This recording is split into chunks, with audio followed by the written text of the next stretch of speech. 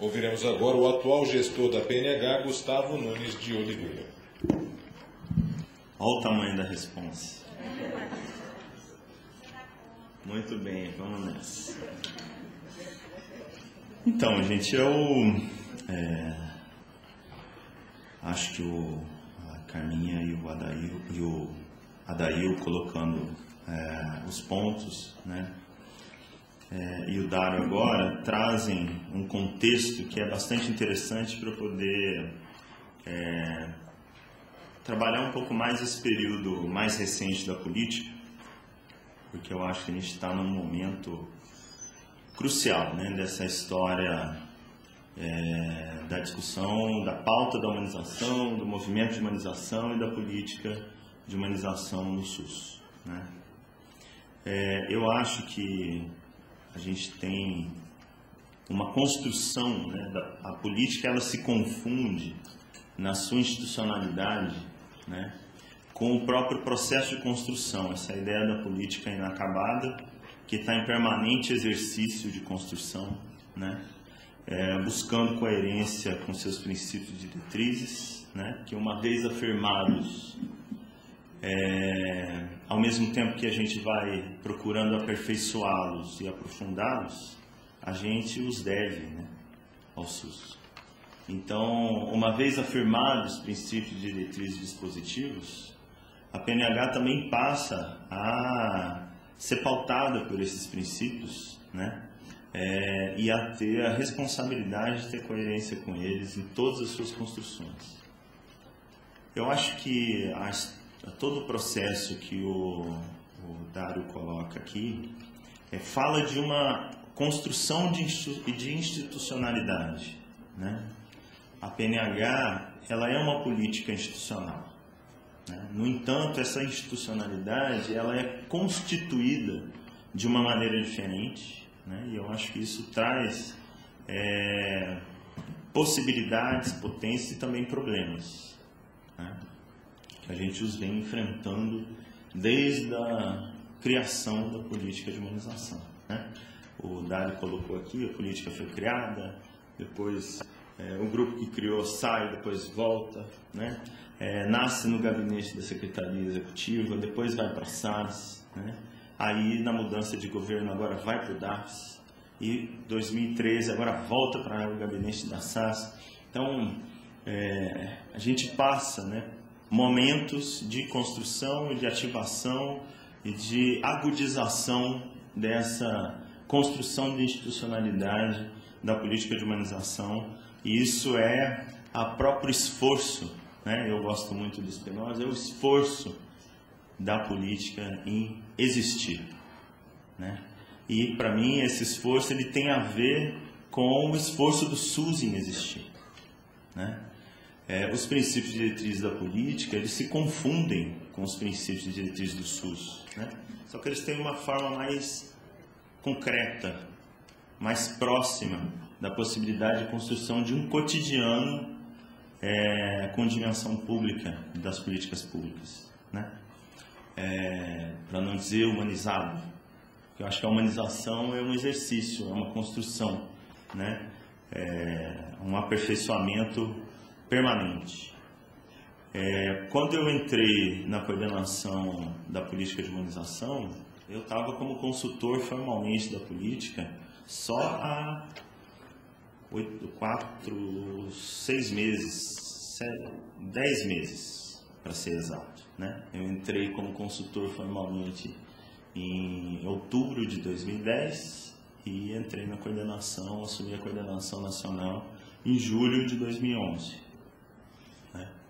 Mas eu já tinha aproximação com a política de humanização mais concretamente desde 2007, né? Quando eu volto para a Unicamp para fazer o mestrado, eu me formei na Unicamp, né?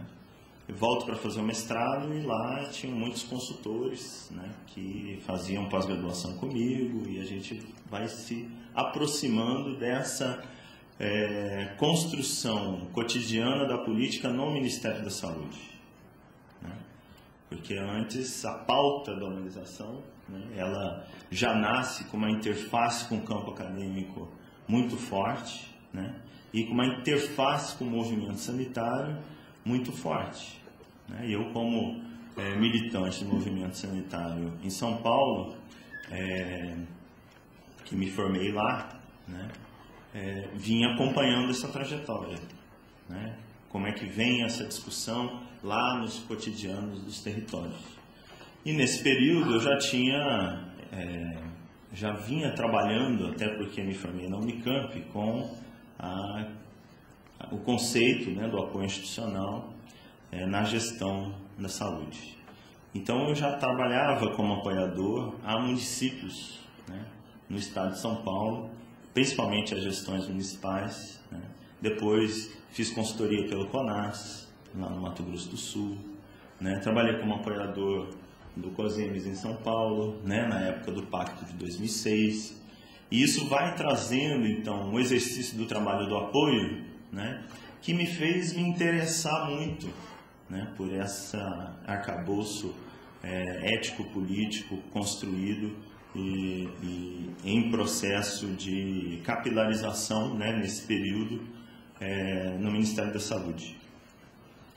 Então, essa história vai se confundindo e aí eu vou fazendo colaborações, né? Uma das pessoas que mais me trouxe para próximo da humanização foi a Beth Barros, né, da UFES, no Espírito Santo, companheira de bastante luta cotidiana, e nós apoiamos serviços juntos, né, no estado do Rio de Janeiro, no estado de São Paulo, no Espírito Santo, apoiamos municípios, antes de eu ser consultor da política de humanização. Né?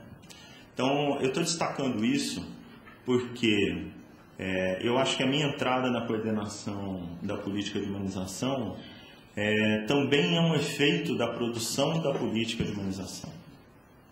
Né? Então, topar que um apoiador assuma a coordenação de humanização, né? E que então traga como desafio para a própria política esse exercício cotidiano do conflito que o apoiador produz, né?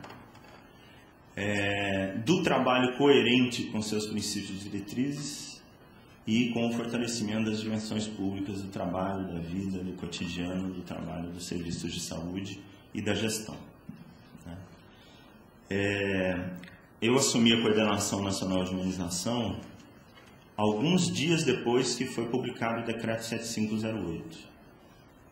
E eu lembro, quando o Dário ainda estava na coordenação da política, várias discussões que a gente teve de qual era o papel do Ministério da Saúde na relação com os municípios e com os estados. Né? E como foi interessante nesse acúmulo de trabalho da política de humanização, né, com presença do Ministério da Saúde nos territórios municipais e estaduais. Né? E a partir do lançamento do Decreto 7508, a gente conseguiu, então, começar uma discussão para dentro do Ministério da Saúde que não se inicia em 2011, mas que já vinha pelo menos de 2012, 2003, né? Que é o apoio institucional como forma de relação interfederativa, como um modo de constituir a parceria, a corresponsabilização e a solidariedade entre os entes federados na construção, consolidação e qualificação do SUS nos territórios, né, e a própria formulação das políticas públicas. E isso é tomado pelo Ministério da Saúde, nesse período, do final de 2011, pelo comitê, né, por uma comissão de implementação dos dispositivos do decreto, que cria, então, a proposta do apoio integrado, a partir das experiências anteriores, do DAD, da PNH e de outras políticas que propuseram, então, essa relação territorial, cotidiana, entre o Ministério da Saúde, estados e municípios nas regiões de saúde. Também eu acho que é importante colocar isso, porque a política de humanização, ela gerou, desde o dia que nasceu e até hoje continua gerando, até pelos seus princípios, diretrizes e modos de funcionar, conflitos para dentro da máquina do Estado, né? Incômodo, isso que o Dário colocou nessa figura do incômodo, né?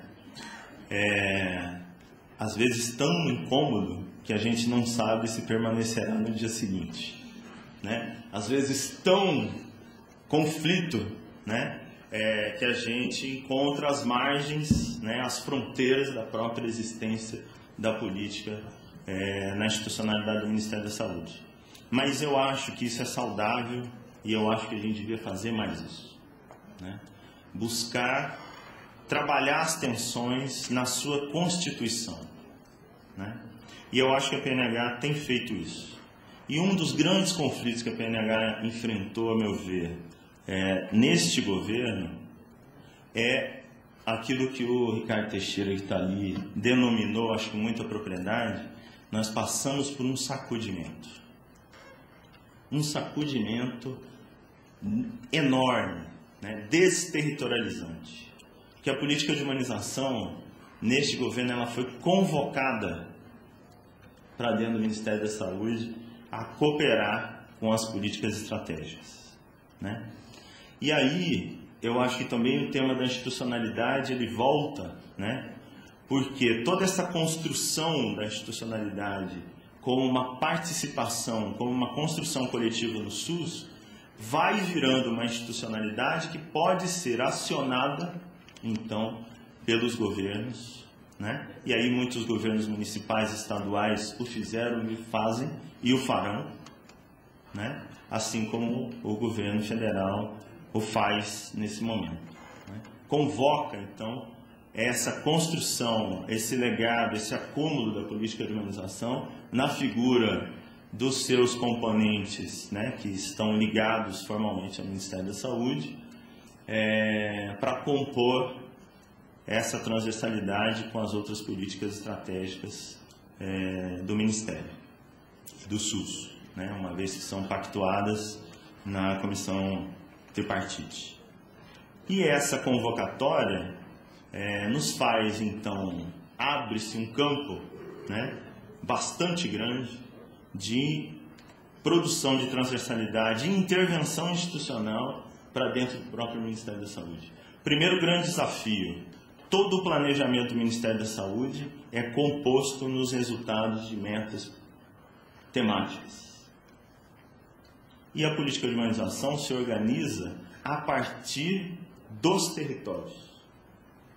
Então, esse confronto entre a racionalidade que orienta a priorização a partir de políticas temáticas e a organização, o desenvolvimento do SUS nos territórios, papel assumido desde o dia que nasceu pela política de humanização, entra em conflito. Né? Entra em conflito.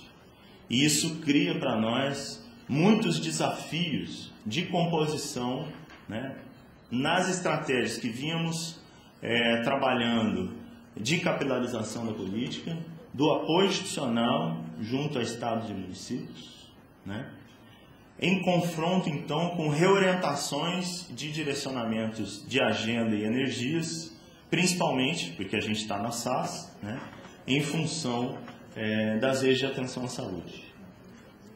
Nós aceitamos esse desafio, mas não deixamos de passar por processos, né, conflitivos internos, desterritorializações, dificuldades, né, e vivenciamos isso. E a proposta do apoio integrado foi uma das maneiras, né, que então a política encontrou na institucionalidade do Ministério da Saúde de procurar então desfragmentar as políticas públicas e a ação delas nos territórios a partir de um encontro entre esses apoiadores, então, que passam, junto com a política de humanização, a habitar, né, a partir do Ministério da Saúde, os territórios interfederativos, né?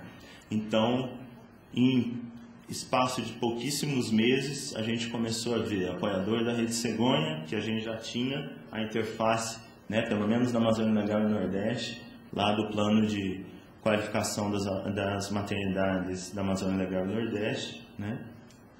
Então, apoiadores da Rede Cegonha, apoiadores da Rede de Urgência e Emergência, apoiadores do SOS Emergência, apoiadores do DAB, apoiadores da CEGEP para a construção dos COAPs, né, dos contratos organizativos de ação pública. Então, de repente, aquele apoiador que vinha trabalhando nas lacunas, inclusive, de ausência do próprio Ministério da Saúde, começa a conviver, né, com os apoiadores de rede, os apoiadores de articulação de redes, começa a conviver e tentar, então, construir esse desafio de trabalhar junto no território. É claro que a força da constituição das políticas de maneira temática, né, é uma força institucional extremamente potente, né, e que comanda, então, a partir das formas de gestão no SUS atualmente em uso, né, comanda e direciona o trabalho dessas pessoas nos territórios. Nesse período, né, de 2011, então, a gente lida com isso, né? Uma das questões, quando eu assumi a gestão, que aparece como pauta é a saúde indígena, né? A partir de demandas à política de imunização, e aí Carminha foi a coordenadora no período imediato anterior a mim, que assumiu isso como demanda, mas eram demandas como demandas que muitas áreas do Ministério nos fazem ainda, que é venha fazer uma oficina, venha fazer uma roda, né? E aí, quando o povo chegou lá no território e foi fazer a roda com os indígenas, a roda rodou. A roda rodou. E nós vimos um problema extremamente mais complexo do que a gente conhecia, né? E ficamos um bom período tentando constituir um projeto de intervenção junto com a Secretaria de Atenção à Saúde Indígena, né? Que depois eu vou falar um pouquinho mais sobre isso. Mas esses processos, né, conflitivos foram nos ajudando, foram nos desafiando, né, a constituir, então, estratégias e formas de organização da política de imunização que pudesse incluir nos seus planos de trabalho com mais vigor, né, as intervenções na relação, né, as interfaces na relação com as outras políticas do SUS, em especial da SAS, mas não só da SAS, né, e com os outros entes federados nos territórios. Uma das coisas que foi efeito disso é que hoje, cada consultor da política de humanização, como o Dário já vinha colocando, né, que é referência para um Estado, ele assumiu pela política de humanização, né, pelo menos no componente política nacional de humanização, a relação interfederativa, a condução da relação interfederativa, né, na negociação política institucional com estados e municípios, né. Isso faz, então, produz inflexões sobre o modo como a gente conduz e como a gente faz a gestão do trabalho dessas pessoas. Nesse período, com todas as conturbações, né, mudanças de coordenação, mudanças de institucionalidade, dificuldades, né, nas passagens de governo para manter contratos, manter convênios, manter termos de cooperação, mesmo assim, a política de humanização nas ações nos territórios ampliou no primeiro ano 40% as ações. Então, assumiu esse desafio do apoio integrado e assumiu esse desafio de compor as redes de atenção com os outros apoiadores do Ministério na relação entre estados e municípios, né? E no final do ano, e aí eu vou lembrar aqui para os colegas o Coletivo Nacional de dezembro de 2011, né? Porque na PNH, quando a gente quer fazer avaliação e discussão, a gente junta todos os trabalhadores, né, e vamos fazer avaliação e planejamento.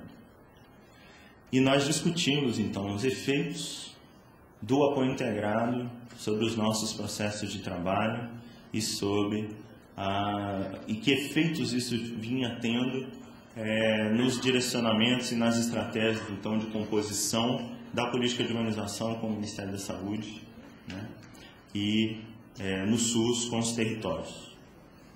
e avaliamos muitos riscos, né, de descaracterização da ação territorial da PNH nessa linha que o Dário descreveu muito bem, de composição da agenda de humanização a partir, né, de uma análise competente de demanda e construção de ofertamento, em que o sentido próprio da agenda e da construção da humanização vai se dando na medida em que a gente vai contratando esses trabalhos nos territórios com estados e municípios, trabalhadores, gestores e usuários. Bom, traçamos então uma linha a partir daí que foi, né, aprofundar essa discussão do apoio integrado e aprofundar e tentar construir uma maneira de, assumindo a agenda das redes nos territórios, trazer todo o acúmulo do apoio institucional e das ações, dos dispositivos de humanização como um modo de atuação da PNH nas redes. De novo, nos encontramos com a institucionalidade do Ministério, os modos de priorizar e os modos de fazer das políticas públicas no país, tanto do Ministério como de estados e municípios. E isso foi, então, constituindo o processo de relação entre a construção da política de humanização nos territórios e a construção da relação da política de humanização com outras políticas nesse desafio de composição no DAPS, a princípio, né, a partir do DAPS, e também com outras secretarias. A agenda nos territórios se intensificou muito e a gente continuou nessa tensão do debate sobre os efeitos, né, dessa construção de agenda sobre o movimento de humanização e a construção do conceito, né, de política pública da política de humanização.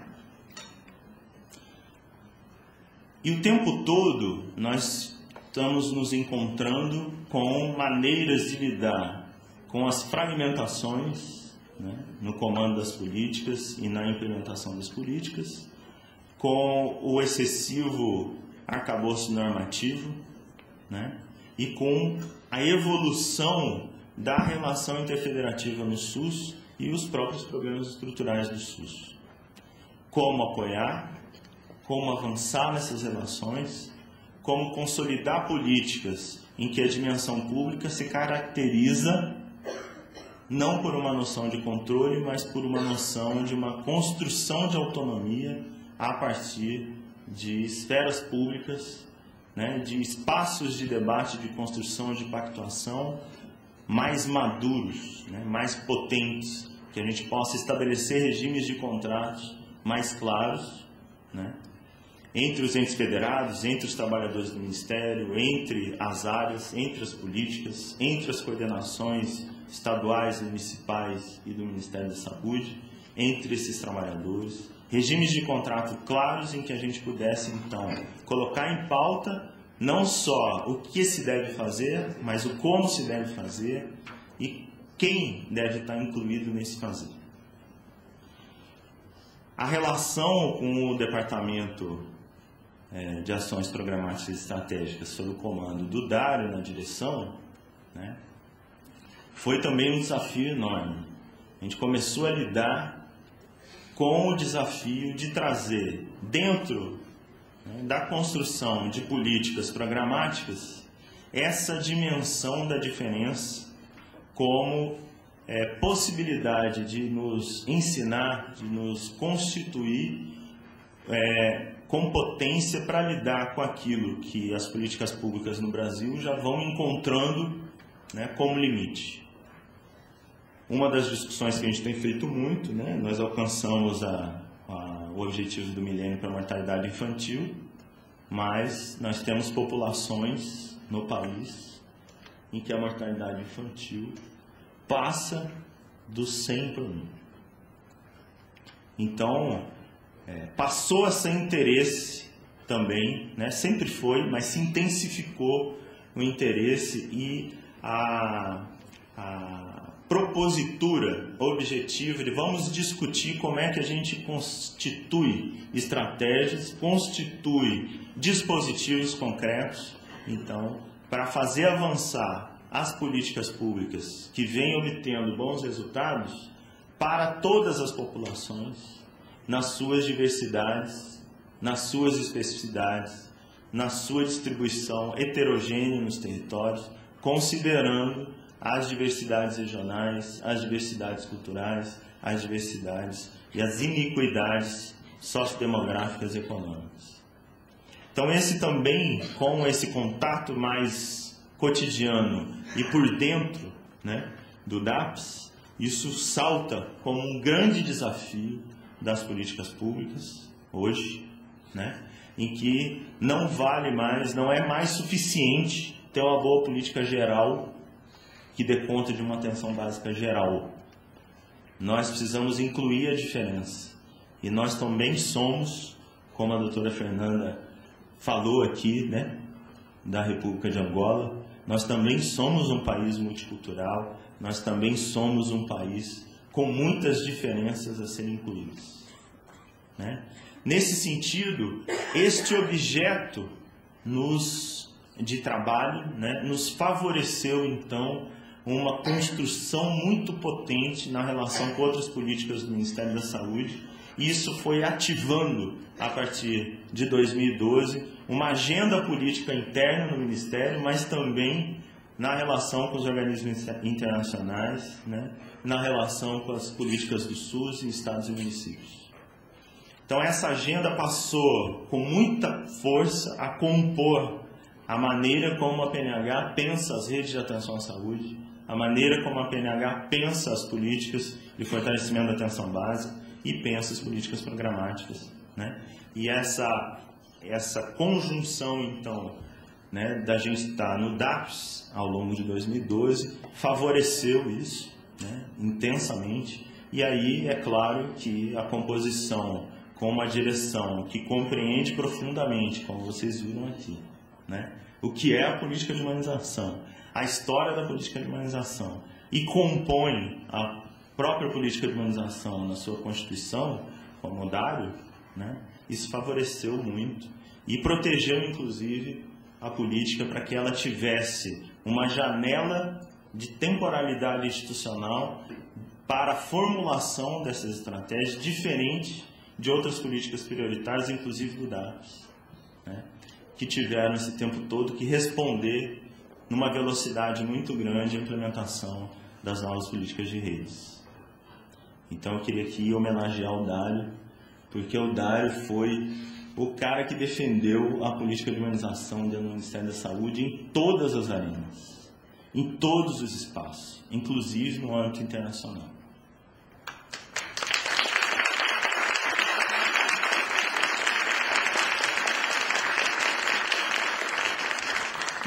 E trouxe com muita força para dentro das políticas do DAPS os princípios e diretrizes da Política Nacional de Humanização. Bom,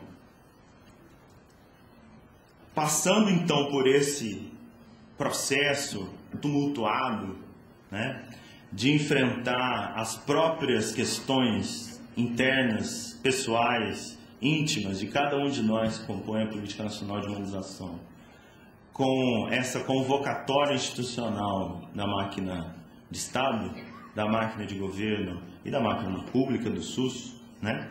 Porque hoje eu acho que não há um indivíduo sequer nesse país, né, que acha que a humanização não é importante.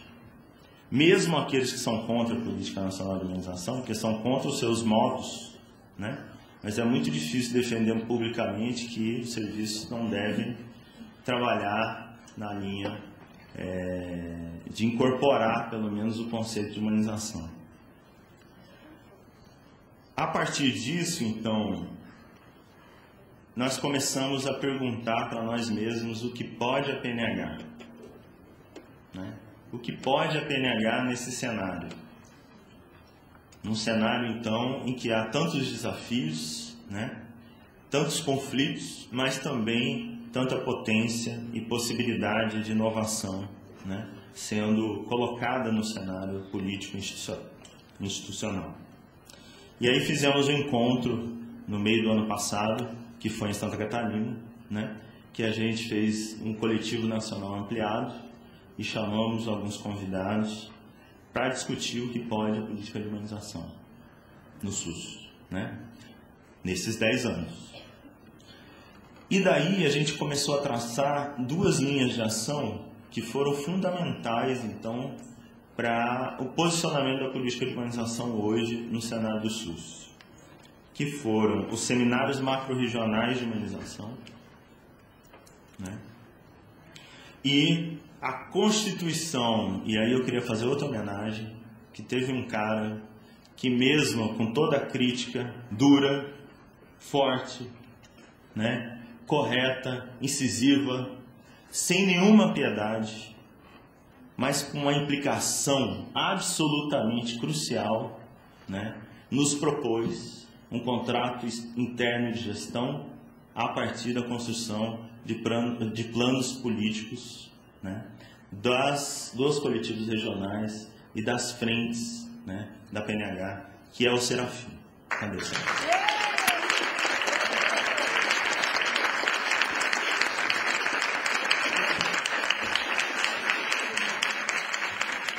Serafim foi um cara que é parceiro, que faz crítica, que detona quando é necessário detonar, né? Mas que faz de dentro, que topa e se corresponsabiliza em buscar caminhos para construir estratégias, né? Para a gente superar as nossas próprias dificuldades. E ele fez isso. E essas 2 linhas de ação criaram uma revolução, a meu ver, né? Na nossa pauta e no modo de pensar, para mim, a política de humanização. Porque os seminários macro-regionais nós conseguimos incluir progressivamente, né? Nós começamos em novembro de 2012, né? Com o Seminário Macro-Regional do Nordeste. Nós começamos a pensar a macro-região, né? Como um espaço para a gente construir uma pauta de mobilização em torno da pauta da humanização, entre gestores, trabalhadores e usuários, e progressivamente a gente foi conseguindo incluir mais, né, os gestores, trabalhadores e usuários nessa discussão em cada região, os grandes desafios da humanização, da gestão e da atenção do SUS. E esses seminários foram apontando e constituindo novos dispositivos, né? Essa semana saiu o post que a Beth colocou da Câmara Técnica de Mobilização, Câmara Técnica de Humanização e Mobilização do SUS no estado do Mato Grosso, né? Com uma ampla participação, né, de gestores, trabalhadores, movimentos sociais, ampliando a participação dos movimentos sociais, dispositivo que foi pensado e constituído a partir, né, dessa produção do Seminário Macro-Regional do Centro-Oeste. E assim, muitos outros dispositivos, né, a discussão com trabalhadores, da produção do audiovisual como maneira de expressar e sistematizar experiências, né, desenvolvido lá na região norte. O trabalho integrado no território, nos hospitais prioritários da Rede Cegonha, na região sudeste e na região nordeste, né? E todo o cenário de espaços de mobilização, encontros com movimentos sociais, encontros com trabalhadores para discutir e retomar, então, com muito fôlego, as experiências nos territórios, como formuladores de estratégias e novos dispositivos para ampliação e aprofundamento da política de humanização. Essas 2 linhas de ação foram constituindo, então, condições hoje concretas e sendo implementadas de um contrato interno de gestão na PNH, que então formaliza o modo como a gente produz a gestão do trabalho e a gestão da política, e a própria formalização e formulação da política no território nacional, de uma maneira em que a gente não trabalha, né, com a linha de comando normativo e com a separação entre quem formula, quem planeja, quem executa e quem avalia a política de humanização nos territórios. Esse movimento tem permitido, então, que a gente possa avançar, né, e acolher demandas muito complexas, né, de processos de gestão e de produção de políticas públicas no SUS. Como foi, por exemplo, a questão da saúde indígena, né? Então, ao longo de 2012, a gente foi fazendo um conjunto de discussões e trabalhos conjuntos com a CESAI, e no começo de 2013 a gente consegue constituir um plano de trabalho concreto a partir do projeto de apoio institucional na saúde indígena aos distritos especiais de saúde indígena.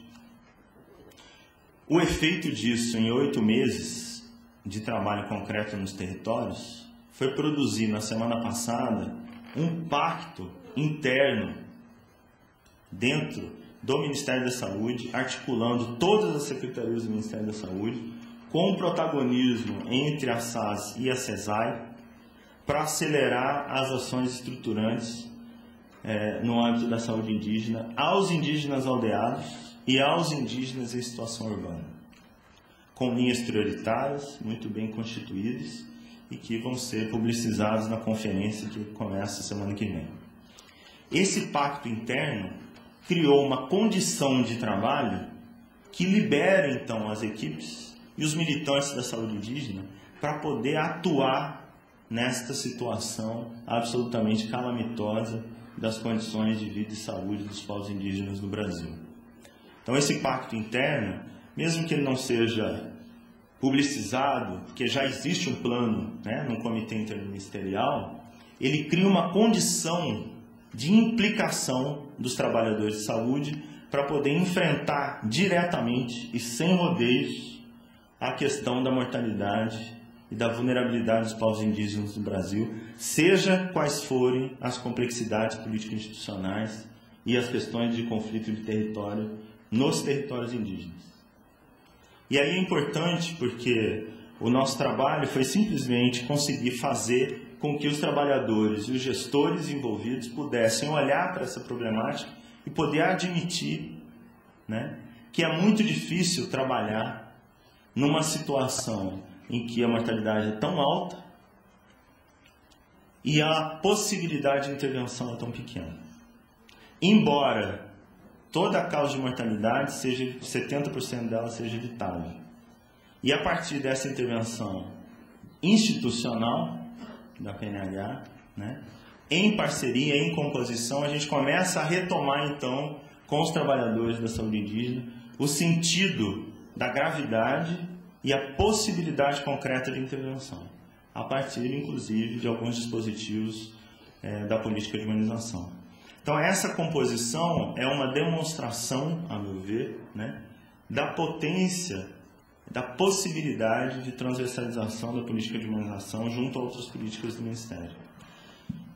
Eu acho que aí a gente vai abrir o debate daqui a pouco, mas a gente tem uma construção muito parceira, né? A Esther, que está ali,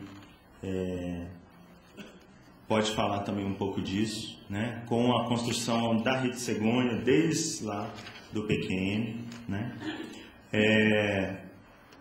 A gente foi convocado, desconvocado e reconvocado para o SOS Emergência, e hoje a gente tem uma pactuação clara e muito interessante para apoiar as intervenções da SOS Emergência nas grandes portas hospitalares. A gente conseguiu ampliar e fomentar, né, que as instituições de formação no SUS, as universidades, trouxessem e qualificassem a pauta da humanização a partir das suas agendas institucionais próprias, né? Então, no final do ano passado, a gente conseguiu abrir uma discussão mais organizada da humanização no Congresso da Abrasco, lá em Porto Alegre, né? Se constituiu com o apoio dos companheiros, né, do campo da saúde coletiva, um GT de humanização no Congresso da Abrasco, no Rio, no Congresso de Ciências Sociais, e foram trabalhos, uma quantidade de trabalhos de uma qualidade, né, incrível. A gente constituiu, a partir da Frente de Formação e Pesquisa, uma rede, né, que vai se aquecendo de docentes, profissionais, trabalhadores, né, pós-graduandos, alunos de graduação, especializandos, que vai compondo então uma rede de produção de conhecimento e vai se conectando aos territórios e às ações que vão acontecendo e vão sendo produzidas nos territórios. Esse movimento todo a gente quis trazer, né, também nessa linha da expressão e da visibilidade às experiências do SUS, né, no campo da humanização, e propusemos então o edital do concurso, né, somos parte do SUS que dá certo, que a gente está vendo o desfecho aqui hoje, eu acho que com grande felicidade, né? E para concluir, eu queria trazer algumas questões, experiências que eu acho que foram fundamentais, pelo menos para mim foram, né? Que vão se concretizando e vão se consolidando mais agora ao final de 2013. Nós iniciamos o ano de 2013, né, lá no dia 27 de janeiro, né, com uma calamidade absurda, né, que foi um incêndio lá em Santa Maria. E esse para nós foi um aprendizado fundamental, né? Eu queria afirmar isso.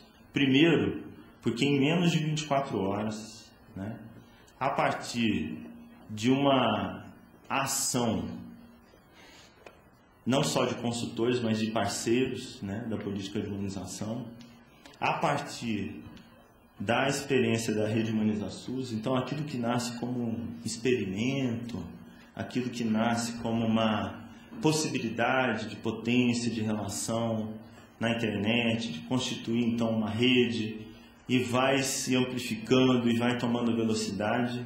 Neste dia, nós conseguimos mobilizar com a Rede Humaniza-SUS e com o Facebook mais de 1000 pessoas que foram constituindo uma rede para trabalhar a questão, o acontecimento lá de Santa Maria, né? A PNH já estava, porque tem pessoas da PNH que moram em Santa Maria, né? Mas, do ponto de vista da institucionalidade do Ministério, foram consultores da política de humanização os primeiros a chegar em Santa Maria, né? Depois da divulgação, né, do incêndio. E eu acho que a política de humanização, nessa intervenção de Santa Maria, conseguiu mostrar que contrato de apoio você pode fazer em horas, né? Que uma boa contratualização, uma ação de solidariedade, ela prescinde de uma institucionalidade burocrática, que ela pode se constituir em função da necessidade e ela pode superar as barreiras da autonomia, as barreiras de uma burocratização, do modo burocrático de pensar a autonomia entre os entes federados, em função da necessidade, em função da questão ética, né? Em função de um acontecimento então que mobiliza todos nós, né, naquele momento. Ali foi um grande aprendizado, né, de mobilização, de interface entre áreas do Ministério da Saúde, né, e que até hoje deixou marcas e deixou desafios e continua deixando desafios para o nosso coletivo, né, da política de humanização. Uma das coisas que eu acho que avançou muito nos últimos anos foi a presença e a valorização da região norte, né? Não só na política de humanização, mas eu acho que a política de humanização fez sua parte nesse ponto, né? Nós ampliamos coletivo, nós conseguimos constituir um plano de trabalho, né? Isso vem já há mais tempo, né? Eu acho que o plano de qualificação das maternidades da Amazônia Legal e Nordeste contribuiu muito para dar visibilidade à agenda do Norte e Nordeste, mas especialmente a Amazônia Legal, né? E eu acho que a gente vem hoje com um coletivo extremamente potente, com uma agenda muito rica e que vem trazendo o modo de ser dos povos do Norte para dentro da política de humanização. E eu acho que isso já vem dando sinais, né, de que renova e traz novos brilhos, novas nuances, né, para a constituição dos dispositivos e atualização das diretrizes da política. A Rede HumanizaSUS foi um investimento bastante inovador, né, desde 2008, da sua criação. Eu acho que a gente conseguiu, com a mudança, né, de pensar a profissionalização do grupo de editores, né, pensar um mecanismo de financiamento mais contínuo e um projeto de rede social que vem se constituindo, e vai ampliando a nossa possibilidade de capilarização e de chegar em todos os municípios. E não só em todos os municípios, porque uma das grandes possibilidades de oferta de cooperação com outros países, né, também é a partir da Rede HumanizaSUS, pela facilidade como conexão, né, de relação entre grupos que que montam suas redes territoriais e podem então superar as distâncias, né, em composições e apoios e projetos, né, em rede aberta. E aí foi um projeto que a gente tem sustentado com muito esforço, porque é o único projeto, né, de rede aberta, sem controle de conteúdo, né, que é apoiado diretamente pelo Ministério da Saúde e vem então já num trabalho de autonomização e de construção de uma plataforma, né, de relação social que pode potencializar, e a gente está apostando nisso, inclusive no novo projeto PNUD, que a Mena colocou aqui na mesa de abertura, né, como uma das possibilidades de plataforma de inclusão e participação social nas políticas públicas. A questão da cooperação internacional acho que é um grande desafio, né? Eu estou muito honrado que a doutora Fernanda está aqui, né? Essa experiência de ir para Angola em agosto foi muito importante para mim, pessoalmente, profissionalmente, né? Eu vi lá nos territórios uma familiaridade ancestral, né? Porque é mesmo. Então eu me senti muito em casa lá, né? Muito bem acolhido. E eu acho que a gente começa a fazer uma passagem de pensar a cooperação na linha de que os países com mais dificuldade do que a gente coopera com eles, e os países do eixo mais central cooperam com a gente no sentido de quem transfere para quem conhecimento. Eu acho que a gente começa a superar isso, porque o que eu vi em Angola, com toda a dificuldade, né, traz, por exemplo, uma integração entre o parto e a atenção básica, que no Brasil é impensável, pelas tradições do país, né? Então, tem questões no cuidado, tem questões na formulação das políticas, né? O respeito à dinâmica social das comunidades, coisa que a gente aqui precisa defender o tempo todo em todas as arenas. Nós precisamos respeitar, não só respeitar, mas valorizar e incluir as dinâmicas sociais das comunidades em cada território na composição das políticas públicas, né? Quando a gente pega o Bolsa Família e põe na mão de um indígena de 20 anos de idade, nós estamos dando poder para ele mais do que o pajé que lidera há 40 anos aquela comunidade.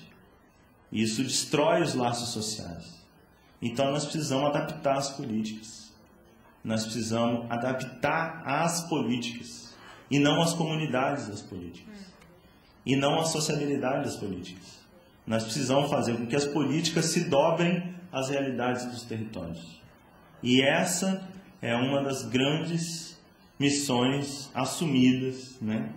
Encargos, eu me sinto encarregado, e acho que todo mundo da política de humanização se sente encarregado com esse desafio. E aí eu queria dizer um negócio para vocês, que eu falei para o secretário da SAS semana passada numa reunião. Eu estudo a Constitucional, minha tese de doutorado é a Constitucional, tenho pelo menos 10 anos de trabalho declaradamente como a Constitucional, né? Sou do campo da saúde coletiva, sou da atenção básica, trabalhei no hospital. E eu acho que essa vivência é uma vivência correlata dos meus companheiros que trabalham na política de humanização no Ministério da Saúde. Eu estou falando dos consultores, ex-consultores, parceiros, né? E eu acho que o Ministério da Saúde começa a tomar consciência do que é esse trabalho de apoio institucional, né? Começa a entender que para fazer isso é preciso um modelo de trabalho diferente, é preciso uma qualidade metodológica, técnica, política para desenvolver esse trabalho, que o modo de fazer gestão desse tipo de trabalho não pode ser o modo de gestão tradicional verticalizado, né? Porque com ele não há possibilidade de fazer apoio. E isso então vem se constituindo como o próprio legado também da política de humanização na relação com a formulação do modelo de gestão do Ministério da Saúde. Eu acho que isso já vem aparecendo. E o que eu disse para ele foi o seguinte, que cada um de vocês que trabalha na política de humanização nos territórios, eu, pessoalmente, confiaria a minha vida a qualquer um de vocês num serviço de saúde. Que vocês entendem do que estão fazendo e têm experiência no que estão fazendo. Vocês não são tratados como empregados do Ministério da Saúde que estão, então, a mando do Ministério da Saúde implementando coisas formuladas em outro lugar. Vocês são formuladores da política de humanização, né? E em função disso, eu tenho absoluta confiança, né? E entregaria a minha vida a qualquer um de vocês, se vocês fossem me atender no serviço de saúde nos territórios. Eu acho que isso, poder dizer isso com convicção, não como uma figura retórica, né? Fala da coerência dessa política interna, externa, né?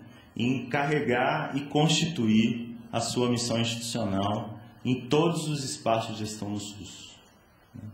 Eu queria agradecer muito a vocês a possibilidade de vivenciar esse espaço de gestão, né? Eu sou docente de uma universidade federal aqui, da UNB, recentemente, né? E acho que acumulei muito, né?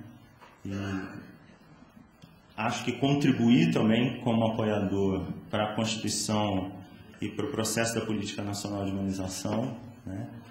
E tem novos desafios apontados, né, que já foram colocados aqui. E acho que a gente tem, de fato, uma força de coletivo, né?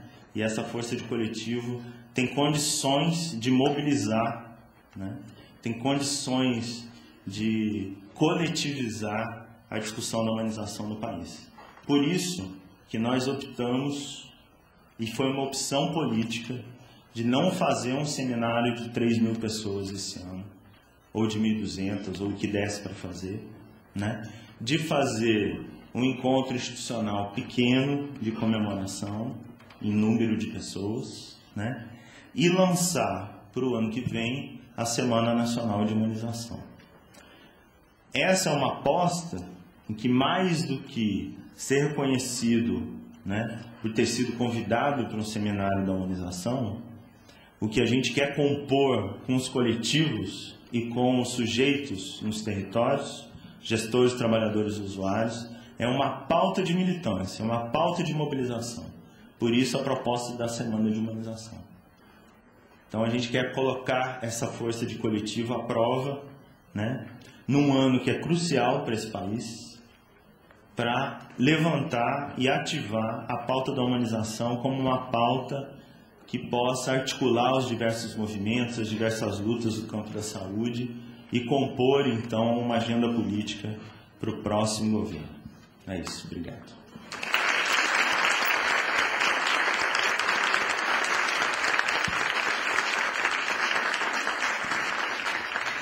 Convidamos todos para ouvir a carta da primeira gestora da Política Nacional de Humanização, Regina Benevides, que atualmente reside fora do país e, devido aos compromissos profissionais, não pôde estar presente.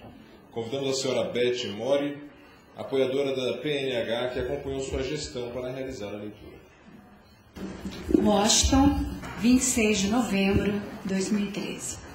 Queridos amigos, aqueles que me conhecem sabem que eu gosto das cartas, dos pequenos textos que misturam o que sinto, com o que penso, com o que vivo. É um jeito um pouco misturado, onde nem sempre o resultado é bom. Eu bem que tento ser mais linear, mas são nas curvas que me interessam, ou ao menos os riscados, meio ao acaso, que me encantam. Portanto, peço um pouco de condescendência, pois novamente resolvi escrever uma carta. Por aqui é madrugada. O inverno anunciou que hoje cedo vai chover gelado. Pode ser que neve. Atenção, pois o chão pode ficar escorregadio. Escuto no rádio. Ainda estou acordada, tentando rabiscar palavras em celebração pelos 10 anos da Política Nacional de Humanização, PNH. O convite já havia me chegado há algumas semanas, mas, estranhamente, sempre que pensava em escrever algo, as palavras secavam. Foi preciso Cronos bater a porta, indicando que em 2 dias seria o evento comemorativo, para eu arrumar coragem e deixar-me pegar novamente pelo fluxo da amizade, da paixão, do compromisso com as políticas públicas de saúde que caracterizam a PNH no Brasil. O convite, inevitavelmente, me transporta para um certo início. Digo um certo início, pois bem sabemos que por trás de todo começo há infindáveis pontos de conexão com outros tantos pedaços de história. Não há linearidade na história, ao menos nesta história que acreditamos ser feita de fatos comuns, composta de práticas feitas por homens comuns.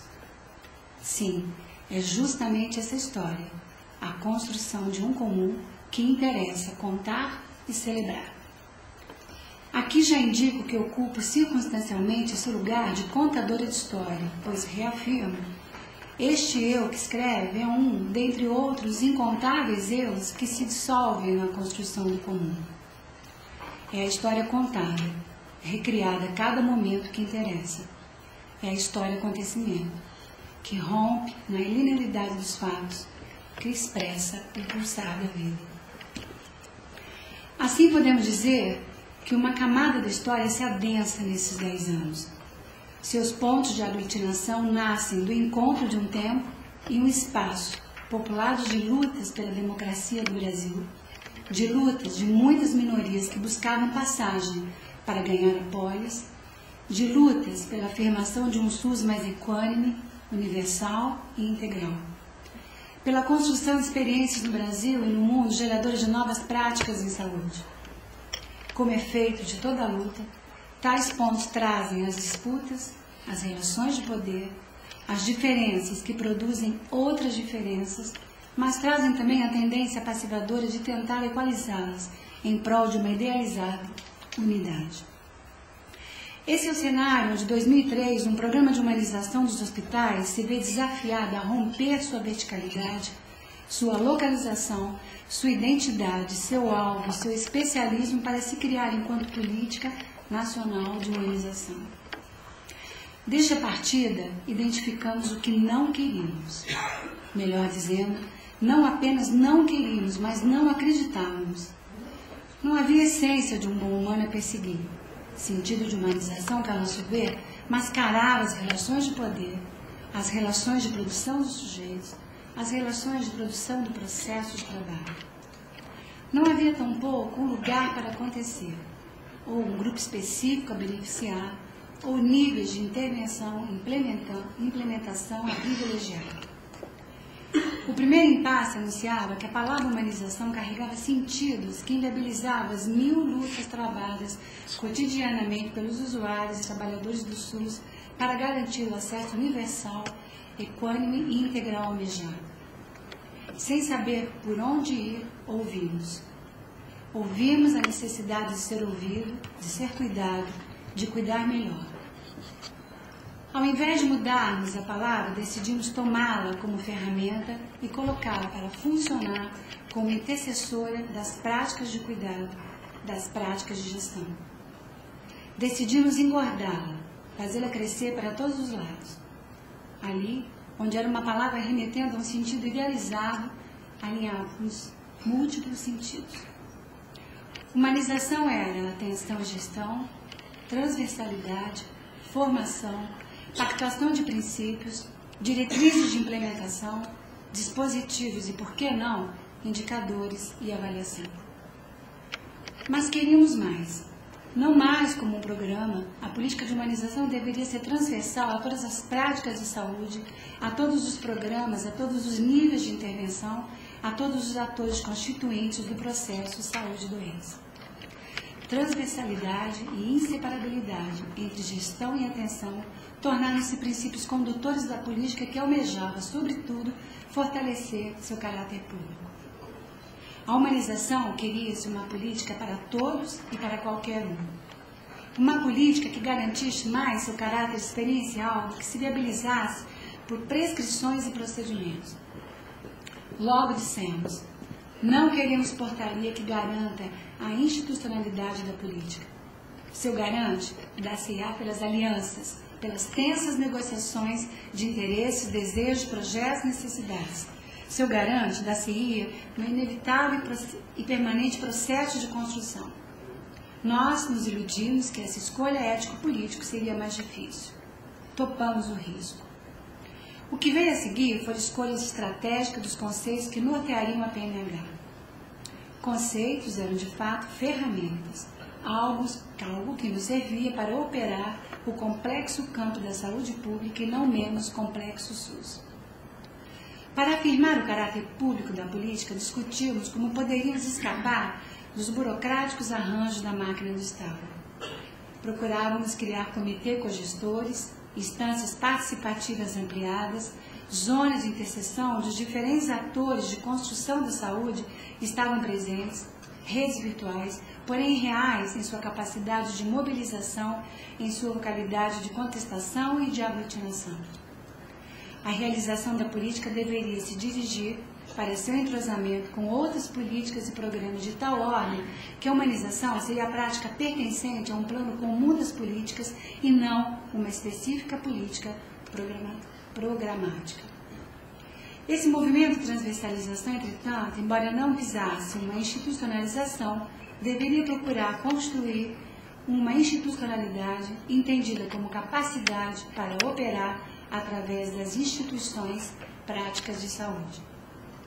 Ao lado desse desafio, um outro não menos importante e difícil se colocava. A PNH investia na inseparabilidade entre gestão e atenção. Trabalhadores de saúde produzem saúde a si mesmo como trabalhadores da saúde. Trabalhadores são gestores do seu trabalho, criam as regras, responsabilizam-se por elas, pesquisam seu trabalho e se inventam ao mesmo tempo. Usuários da saúde usam o serviço de saúde, mas ao mesmo tempo se corresponsabilizam com sua saúde. A integralidade da atenção não poderia se dar sem a integração do serviço. Esses não se integrariam se não se constituíssem em sistemas. Tais sistemas precisariam ser esgarçados em redes para escapar do mecanicismo que lhes ronda. Não há universalidade da atenção sem compromisso da gestão. A gestão não pode se reduzir a arranjos de orçamento ou a procedimentos administrativos que sirvam apenas para regular a força de trabalho. Por outro lado, a equidade, para ser garantida, precisa incluir as diferenças. Eis aqui outro ponto que fez a PNH radicalizar o SUS. A política devia operar num paradoxal movimento de inclusão que não fosse cooptado pela maquinaria do Estado. Dissemos então, A construção de uma política pública, como queríamos a PNH, se dá nesse fora da máquina, nesse tênue e impreciso espaço-tempo em que ela, do Estado, quer a garantia da universalidade do direito à saúde, mas dele recusa o que na universalidade abafa o singular, o estranho, o que foge do equilíbrio. Essa utopia ativa, construída inicialmente às poucas mãos e corações, rapidamente se expandiu. Apostamos numa política do contágio, nas rodas que, mais do que um método, era uma atitude, um ethos político que nos mantinha vivos ou vívidos em nossas militâncias. O ano de 2003 foi de elaboração, proposição, pactuação interna e início da publicização, quando da 12ª Conferência Nacional de Saúde. No âmbito do Ministério da Saúde, crescemos em parceria. As demais áreas passaram a incluir em suas políticas critérios de humanização. Caminhamos com a PNH em busca de um SUS que dá certo.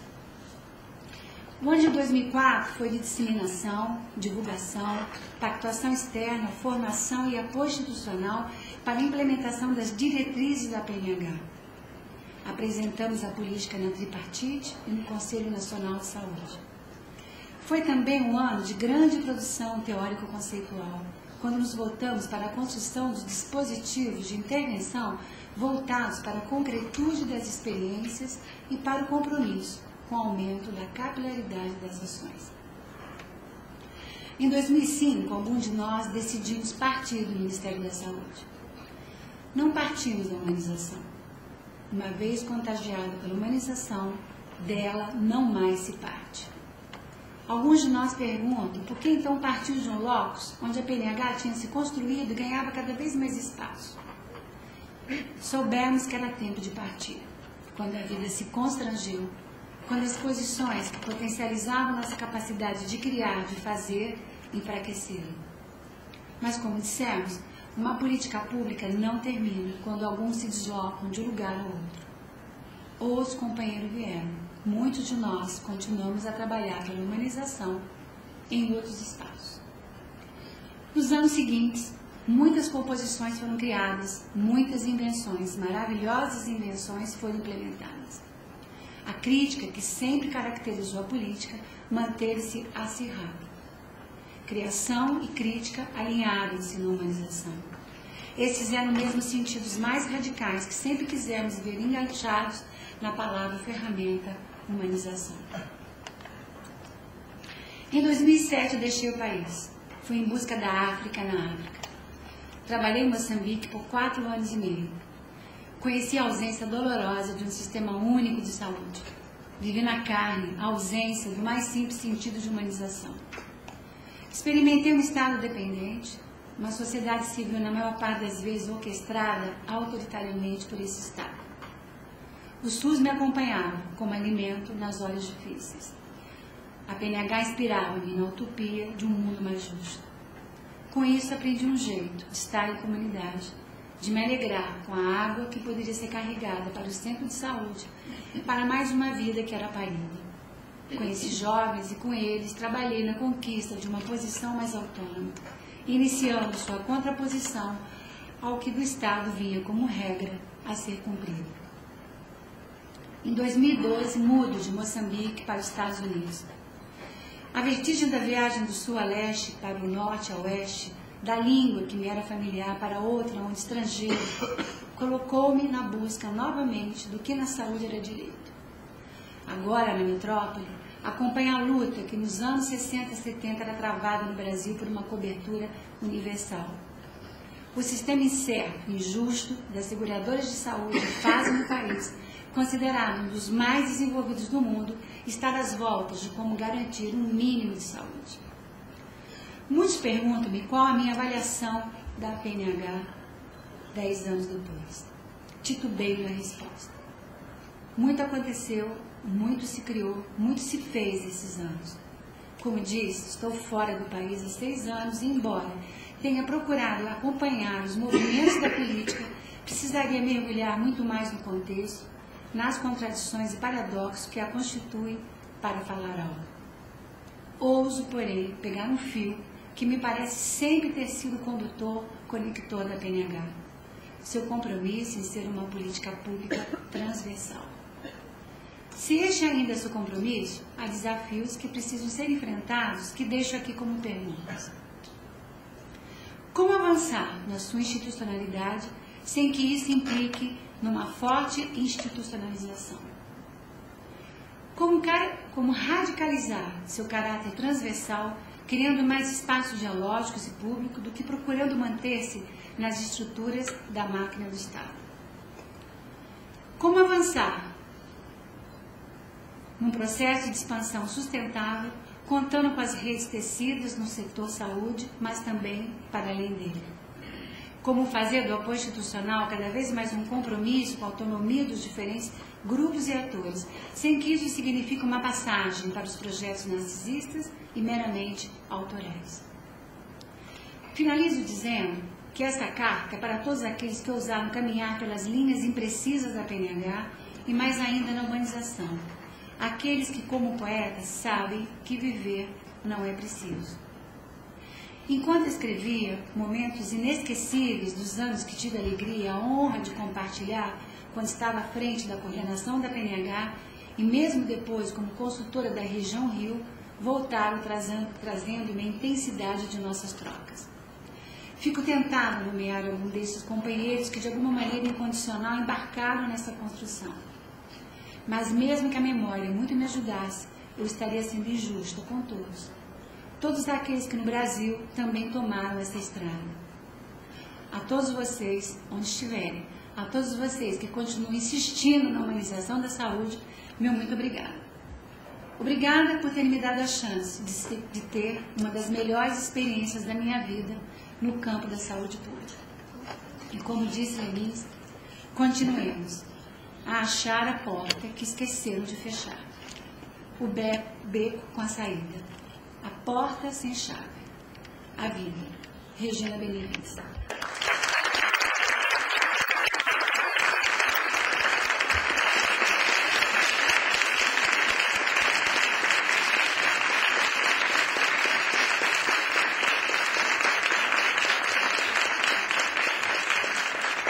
Senhoras e senhores, teremos agora o momento dos debates, que será coordenado pelo gestor da PNH, Gustavo Nunes de Oliveira. Informamos que o horário do almoço está programado para acontecer a partir das 13 horas. Tem um microfone circulando. Funciona. Só apertar. Me chamo Júlio Lins.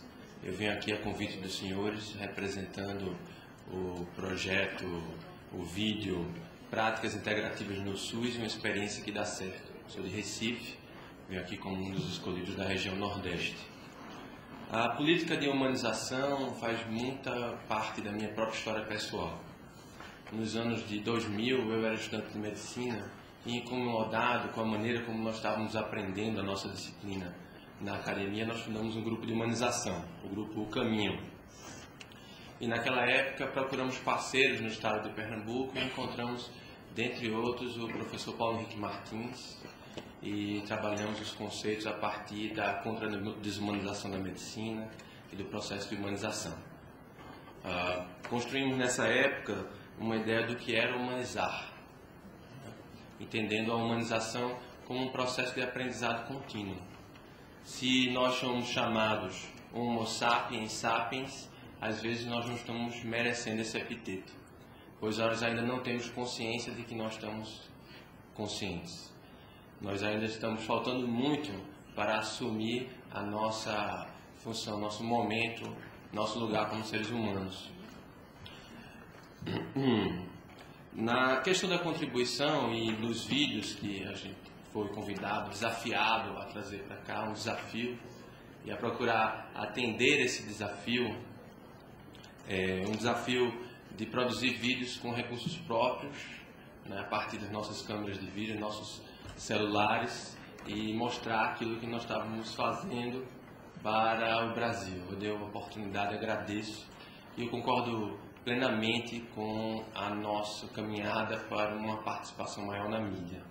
Eu vejo que o SUS está cada vez mais afrontado e ameaçado por uma imagem negativa vinculada nas ondas do ar que são públicas e que nós precisamos tomar medidas em caminhar numa resposta midiática também nessa direção. O professor Paulo Henrique, ele dá uma contribuição muito interessante dizendo assim que grande parte do adoecimento contemporâneo vem da pobreza simbólica da medicina moderna. O grau de empobrecimento.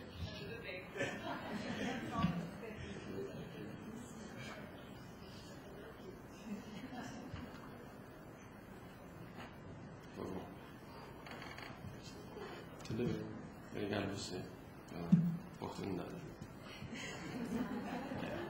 Tem um momento de compaixão. Pois bem, então, hoje nós temos uma base filosófica clara para falar numa ética laica. Então, nós temos tecnologias, como ensinar as pessoas qualidades como ter intenções positivas no seu trabalho, como desenvolver paciência, generosidade, como trabalhar em si essas qualidades que nos fazem ser mais humanos, a liberdade em relação ao nosso pensar. É sem dúvida importante o aspecto de ethos, mas sem questionar e mudar o aspecto de episteme, nós não vamos mudar o aspecto de ethos. E esse é, em parte, o desafio. Do nosso ponto de vista, na hora que o cuidador de saúde ele muda a sua perspectiva de humano, ele passa a olhar para o ser humano não como uma máquina que tem uma camada superficial emergente que se chama cultura, mas começa a ver como nós estamos imbricados na nossa vida simbólica e na nossa vida orgânica. A migração para outras maneiras de olhar o processo de cuidado de saúde é uma migração natural. O reconhecimento do saber das parteiras tradicionais, o reconhecimento do que nós temos a aprender com a medicina tradicional chinesa, com a ampliação das nossas disciplinas a partir da antroposofia e de diálogos como o do Mind Life, e a implementação da Política Nacional de Práticas Integrativas de Saúde precisa estar bem próxima desse processo de humanização. Se nós olharmos para a nossa história, os grandes humanistas, nós vamos ver que eles tinham relações com essas disciplinas que aprofundaram muito do ponto de vista filosófico o que é ser humano e como educar esse ser humano. Voltando para a base do processo educativo, e quando eu falo a base, não estou falando da academia, eu estou falando do ensino infantil, ensino fundamental 1, 2, até a academia. Então, quero agradecer a presença aqui e eu quero lançar um desafio de volta para vocês, já que vocês lançaram um desafio para a gente. Então, assim, meu desafio, eu acredito que muitas das pessoas aqui, é poder dar visibilidade aos nossos trabalhos. E eu estou muito grato a vocês de publicizarem os vídeos que nós fizemos com nossos recursos limitados, com o nosso tempo limitado. Mas nós gostaríamos muito e desafiamos vocês a nos auxiliar a produzir mais material de divulgação dos trabalhos que nós estamos fazendo, seja desses 30 ou dos 10 e futuros editais de cultura que possam nos ajudar a ter recursos, enviar essa equipe maravilhosa de vídeo que você tem lá para a nossa região, para a gente poder estar mostrando uma qualidade que possa ser exibida na televisão, que é pública e que nós precisamos ocupar. Muito obrigado.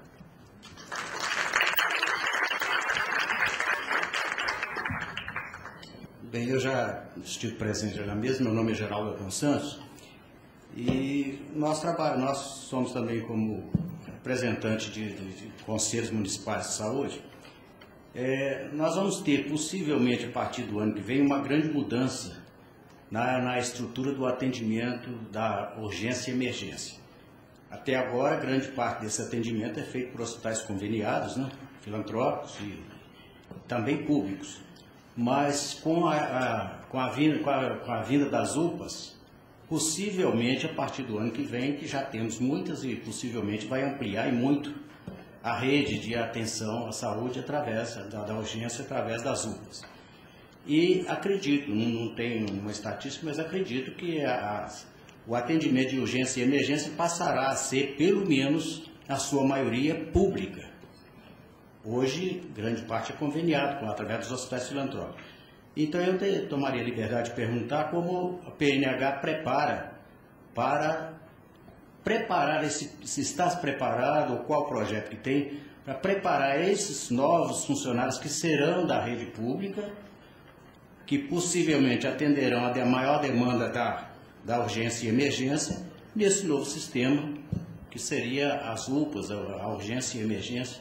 A preocupação é como se está preparado para inaugurar muitas UPAs daqui para frente e como o PNH vai trabalhar na solução dessa demanda, que passa a ser de funcionários públicos, que hoje grande parte está nos conveniados, e ela vai passar a ser própria e pública. Obrigado. Seu nome? Meu nome é Juliana, venho de Sete Lagoas, Minas Gerais. Primeiro, assim, agradecer, realmente é extremamente importante esse momento aqui, né, comemorar 10 anos da Política Nacional de Imunização, e estar presente aqui é uma honra, né. O que eu vejo, assim, sempre quando a gente fala de humanização, né, eu sempre pensava, humanização. O que é humanizar, né? Quando a gente fala, não é bem assim, humanizar não é ser piedoso, né? Como já foi dito aqui. A gente, quando fala humanizar, a gente pensa no ser humano como um todo, que tem diversos sentimentos, inclusive raiva, tem ira, né? Tem diversos sentimentos, tudo bem. E algumas coisas que a gente está vivendo hoje na saúde e que eu vejo como problema, que, né, assim, é a tecnologia excessiva, né? Então, assim, o uso excessivo do celular, não só pelo trabalhador, mas pelo usuário. E aí, o quanto isso atrapalha, assim, as pessoas filmando os trabalhadores de saúde, o trabalhador utilizando a tecnologia de uma forma excessiva e isso indo para as redes sociais, né? Assim, como que a gente poderia trabalhar isso de uma forma vamos dizer assim, de uma forma mais, vamos dizer, mais democrática, mais reflexiva, mais, vamos dizer assim, que a gente pudesse juntos achar uma solução. Não é proibir o celular, não é proibir a utilização dentro dos espaços de saúde, mas que também a gente pudesse limitar essa utilização, né? Porque você coloca qualquer coisa no YouTube e aí não tem lá um papelzinho como esse aqui permitindo né, que a sua imagem esteja presente. E as pessoas colocam, né? Então, assim, isso acontece em todos os lugares. Então, a gente pensar nisso também na política de humanização de uma forma geral. E me incomoda também, quando a gente fala de política nacional de humanização, a necessidade de discutir junto com o Ministério do Trabalho essa política, né, dos trabalhadores, assim, que eles estivessem presentes, né, porque a gente é muito inflexível, a CLT às vezes é muito inflexível, a gente sabe que a gente tem contratos de trabalho e a gente tem concursos públicos, né? Então, assim, quando a gente fala de política de saúde, a gente tem diversos tipos de contrato. Então,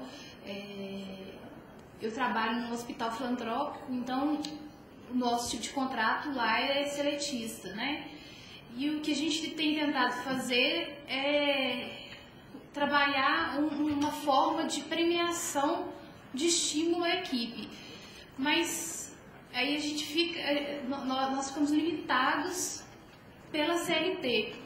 Então, assim, acho que é necessário que o Ministério do Trabalho ele faça parte dessas discussões junto com a Política Nacional de Humanização, para que ele possa permitir esses incentivos também, né? Porque a gente sabe assim que eles permitem alguns incentivos, mas não financeiros, né? E hoje os incentivos financeiros eles têm vindo do governo através de portarias, mas via CLT a gente não consegue isso. Então acho que seria pertinente.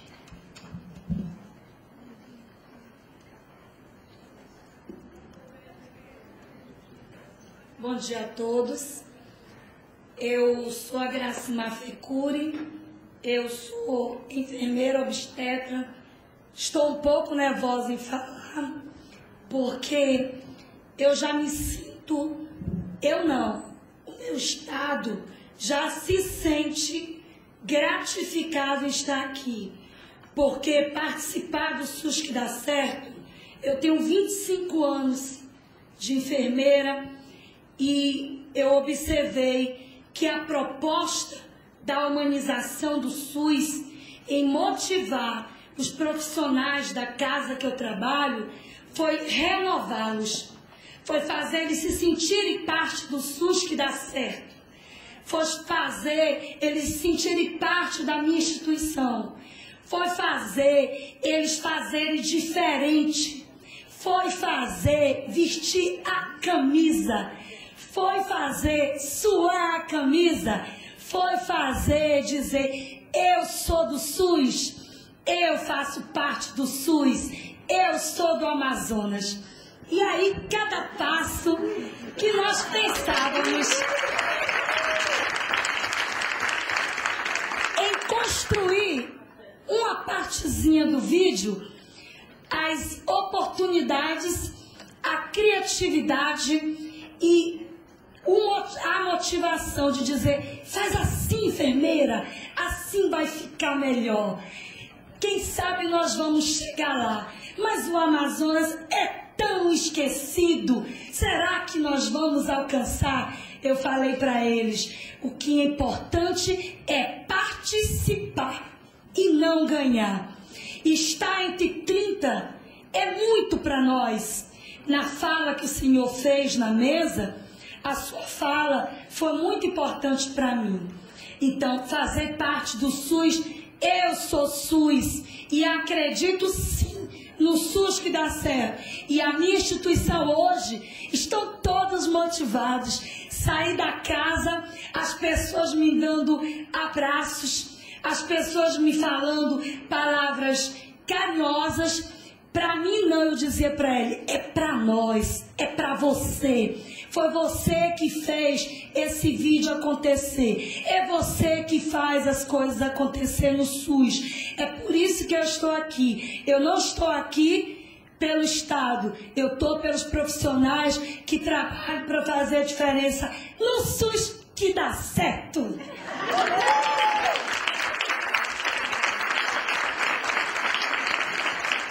Quis até chorar, olha.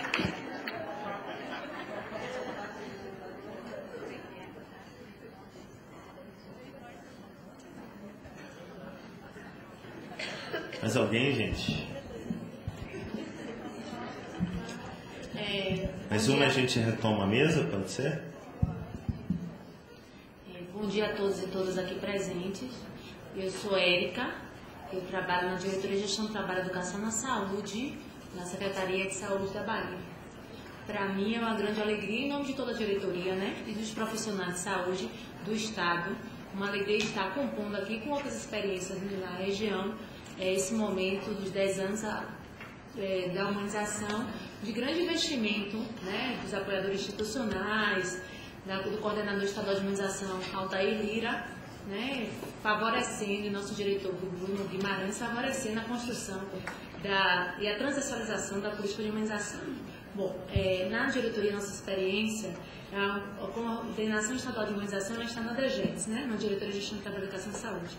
Diferente de outras experiências que está na SAIS. E aí é justamente essa arte, o grande desafio que nós temos é fazer com que essa indissociabilidade da gestão e da atenção de fato aconteça. estando nós numa diretoria de gestão, né, do trabalho, e muitas das vezes, pela própria fragmentação do processo interno, precisar de investimentos para estar trabalhando na área da atenção. Mas, assim, isso é um desafio que é posto e que, na verdade, nós já temos como consciência, né, de um modo geral. Mas eu acho que uma das coisas que a humanização na Bahia, e aí a minha pergunta vai nesse sentido, tem investido também é justamente na diretriz também da valorização do trabalho do trabalhador. E nas ações da gestão do trabalho, que é dimensionamento da força de trabalho, avaliação de desempenho, fazer esses diálogos presentes, né, mais próximos, para qualificar e também humanizar as relações de trabalho e regulação no SUS e dimensionamento da força de trabalho. Para isso, eu queria, na verdade, como pergunta, saber como é que isso está acontecendo, o que é que tem se pensado no Ministério com relação a essa articulação, que a gente já sabe, muitas dos nossos olhares já está, e nós sabemos, nessa questão da atenção e o cuidado, a humanização da atenção e o cuidado, mas também nesse lugar que é justamente nas tecnologias de regulação da força de trabalho.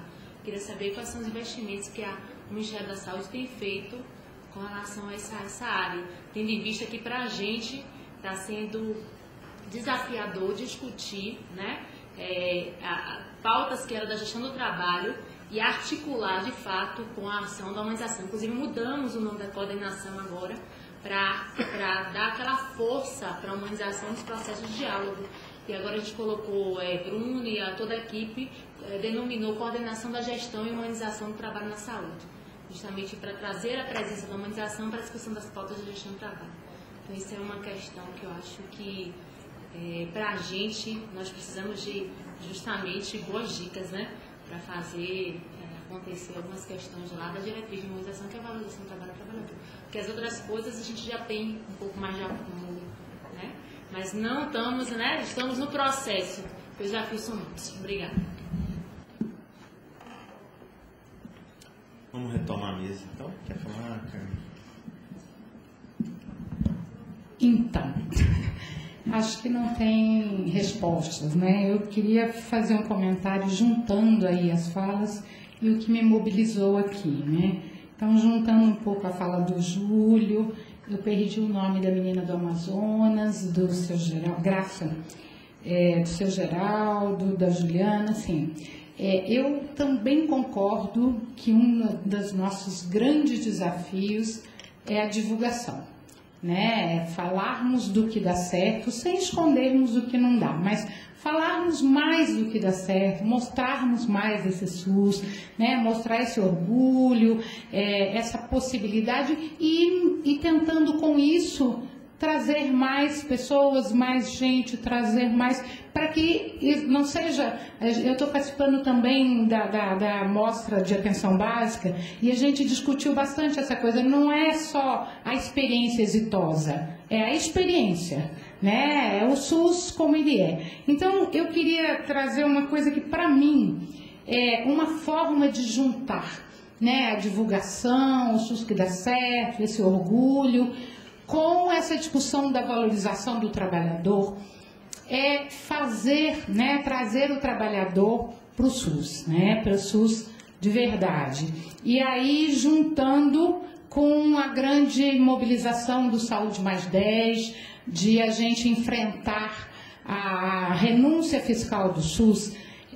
A maior vaia que eu levei na minha vida foi numa greve em Campinas, quando a gente estava discutindo reivindicações, né, do sindicato, e uma das reivindicações era plano de saúde. E que eu subi dizendo que enquanto o trabalhador reivindicasse plano de saúde, o SUS não podia dar certo, né, que a gente tinha que tirar isso da pauta. Foi uma vaia enorme, eu desci meio atarantada, mas muito orgulhosa de ter levado aquela vaia, porque não dá para defender um SUS se eu não uso o SUS.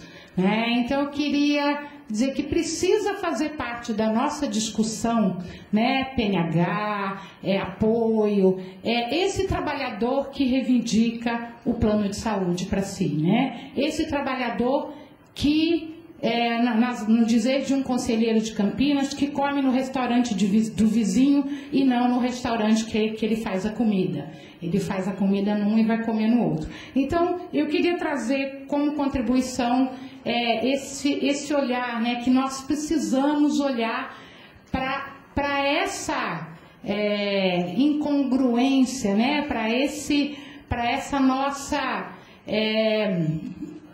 ainda ponto a ser discutido na discussão com o trabalhador de que ele precisa ser usuário, né? Ele precisa, não sei se abrir mão, mas ele precisa parar de achar que o que funciona é o setor privado, e sempre querer trazer para as amostras, para os seminários, a experiência exitosa, aquela experiência, mas sim trazer o SUS inteiro, eu estando inteiro no SUS, né? Eu não usando o SUS só para pegar o medicamento para não gastar na farmácia, ou a hora que não deu tempo de marcar consulta no meu plano, ou o exame que o meu plano não cobre, ou aquilo que é mais difícil no SUS. Então, eu queria trazer como contribuição, eu acho que vai ser divulgado, além de toda a possibilidade de trabalhar com a mídia, mas o SUS será tão divulgado, o trabalhador será tão valorizado, tão orgulhoso, quanto mais ele usar esse SUS, quanto mais ele for realmente para dentro do SUS e diminuir essa distância entre o usuário e o trabalhador, mas no sentido de que se eu sou usuário, se eu sou trabalhador, se eu sou trabalhador, eu sou usuário, fica mais fácil a gente defender, né, e entrar também na campanha dos 25 anos do SUS, na divulgação, porque esse SUS será tão bom quanto nós trabalhadores sermos nele. Eu acho que seria um pouquinho disso também. Regina tem uma passagem na carta dela, e a Regina é uma primorosa escritora de cartas, né? Tem um livro que se chama Pistas da Cartografia, e tem, para quem não conhece, acho que vale a pena. Acho que quem organiza ele liga. Então, e tem cartas dela quando Moçambique, que troca com o Pedro Passos, que são muito lindas, né? Mas eu acho que tem uma passagem que Regina fala, que nós sabemos o que não queremos, todos nós aqui sabemos, nós sabemos o que não queremos, inclusive com o conceito de humanização. E uma das coisas que quando afastamos o que não queremos, é que nós trazemos com o conceito de humanização um humano que não é idealizado, né? Esse bom humano, esse bom homem, né? Ele também nos habita, mas outros eus também nos habitam, né? Eu acho que quando a gente traz isso, a gente um pouco se coloca numa posição de que a relação com o outro é uma relação que sempre será construída, né? Eu acho que uma das questões que nós um pouco nos construímos para nós como gestores e como trabalhadores, é a não possibilidade de manifestação desse eu, do outro, nas nossas organizações de saúde. Eu lembro quando eu falava pela humanização, quando eu era coordenador, né, uma vez eu estava no hospital que tinha grandes confusões, dificuldades de gestão do trabalho, reclamação dos trabalhadores sobre tudo, né, e eu passo num corredor e vejo aquela foto clássica, que é uma enfermeira branca, com um cap, né, fazendo...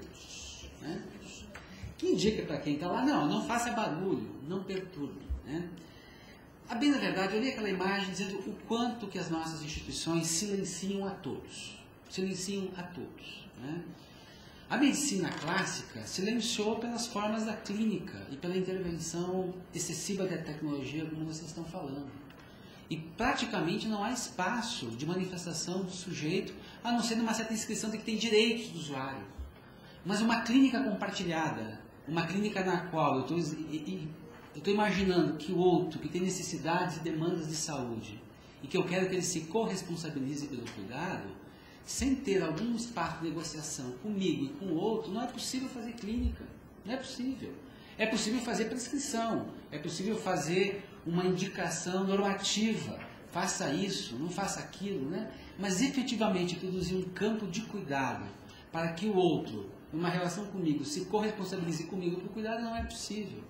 As nossas instituições são máquinas silenciadoras. Inclusive nos espaços onde a gente acha que isso é absolutamente impertinente. Como eu, por exemplo, o espaço que a Juliana fala, que é o espaço do parto e nascimento. Onde efetivamente a nossa ação biomédica é um atentado à vida e atentado a direitos humanos. Nós regramos de tal ponto que, inclusive, a boa prática ali não é possível. Né? Não é possível. Então, eu acho que uma das questões que nós temos é as instituições de saúde são muito poderosas e estão muito adoecidas. E nós temos que criar dispositivos para ir desarmando elas. Eu acho que esse é um trabalho muito difícil,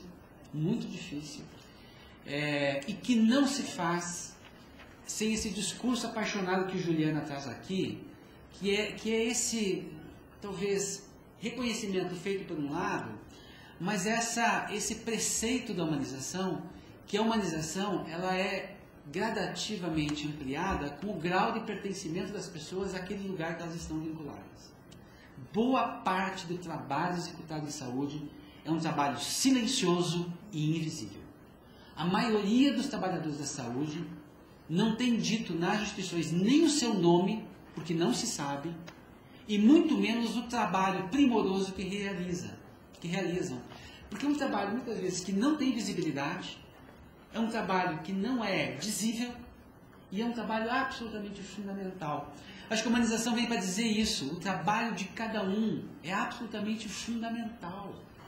E quando se tem a possibilidade de falar do trabalho, de registrar o trabalho, as pessoas vão se dando conta disso, até o ponto que esse sentimento de pertença, e é um sentimento não é só de pertença ao trabalho, é um sentimento de pertença ao mundo.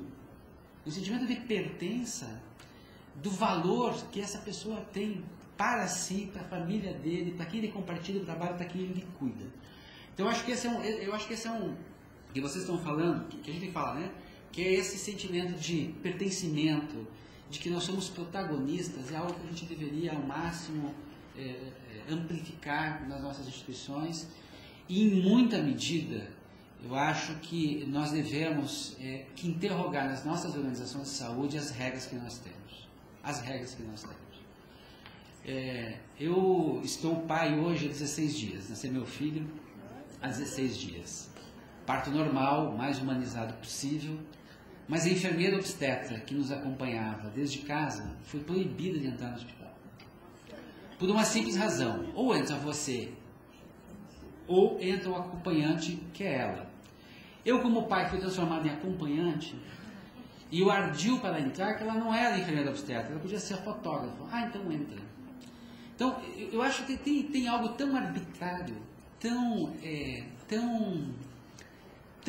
que negligencia tanto a vida nas nossas organizações, que são regras. E eu passei 2 horas negociando regras com a enfermeira do hospital, com o diretor do hospital, né? E essas regras são absolutamente... Quando a gente pergunta por que disso, né? Eu lembro que Gastão uma vez fez um estudo com os alunos dele sobre as regras dos hospitais. Pegaram as regras dos hospitais, no hospital X lá, 1 ou 2 hospitais, né? Que tudo é regra, não, né? Não pode, não deve, não é possível, coisa e tal. E quando pegam essas regras e confrontam elas com questões técnicas, elas se tornam absolutamente não possíveis de serem nominadas como regras. São padrões morais, são formas de cerceamento de direitos, elas atentam contra a técnica e que, portanto, quando elas imperam as organizações, elas imperam contra o processo de humanização. Olhem para as organizações, nós temos que olhar para as nossas organizações, são arbitrárias, elas silenciam, são máquinas autoritárias, e eu acho que essa é uma grande tarefa que a humanização tem. E nós temos um jeito de fazer isso. Não é uma tarefa que queremos produzir o conflito, nem a conflitiva, essa é uma tarefa que se resolve no coletivo e com enfrentamento, com tensão, e não há outro jeito. Por outro lado, diz o seguinte, na gestão do trabalho, quase tudo é possível. O problema é que a humanização, quando pauta o trabalho, obviamente que tem questões que são macropolíticas, né? Nós sabemos que temos várias políticas no SUS que nós não conseguimos avançar com radicalidade como avançamos em outras. A gestão do trabalho é uma delas. A precarização do trabalho é algo que não é específico no SUS, mas no SUS é muito forte, né? Em que pese alguns avanços, inclusive do Ministério Público, nós não conseguimos enfrentar isso ainda, né? E a privatização do trabalho ela é algo que está alastrado pelo SUS, até o ponto que tem secretarias de Estado na mão de que prestam serviço, né? E que certamente desse jeito a gente não consegue nem promover o trabalho digno, muito menos o trabalho coletivo. Por outro lado, tem um conjunto de situações que nós não precisamos de novas normativas macropolíticas para melhorá-las hoje no cotidiano do trabalho. Uma instituição privada, como é que você fala, ela não tem nenhuma dificuldade de criar políticas de incentivo por resultado, por meta, qualquer que seja. Não tem, a CLT não proíbe nada disso. Pelo contrário, nós temos algumas restrições, mas absolutamente possíveis de serem contornadas na gestão pública. E tem muito gestor por aí criando 14º salário, 15º salário na gestão pública. Então nós não temos dificuldade nesse sentido, né? O que eu acho que uma questão que é absolutamente importante para nós, e que às vezes somos questionados, é que quando nós lidamos com esses processos muito complexos, nós lidamos com contradições que são constitutivas desse processo. Nós não valorizaremos o trabalho sem ampliação da corresponsabilização dos trabalhadores da saúde. A corresponsabilização é pelo quê? Por um cuidado melhor, humanizado. E isso se reflete em metas. Nós aprendemos com o Serafim. Não há nada dito em termos de humanização que não possa ser quantificado e que não possa ser mensurado. E esse eu acho que é um desafio que nós temos que nos colocar, né? Porque senão a humanização também pode cair desse lado, né? De que é uma certa humanização que não contrai responsabilidade. Não existe humanização sem contração de responsabilidade, de lado a lado. Pelo usuário no cuidado, na corresponsabilização pelo cuidado, no gestor pela corresponsabilização também, e do trabalhador da saúde, com inclusive melhoria do seu próprio trabalho. Porque o discurso, muitas vezes, de que aqui não há condições, por isso eu não posso fazer melhor, é um discurso que atenta contra uma ética que funda o trabalho de saúde, que é a defesa radical da vida pelo desgastão. Obrigado.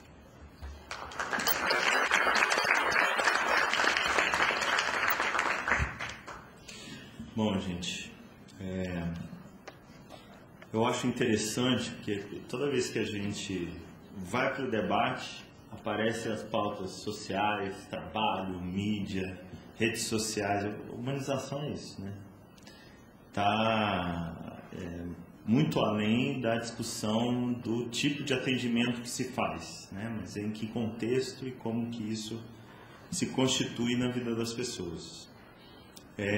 Eu acho que a preocupação com a questão das UPAs, né, ela é muito pertinente.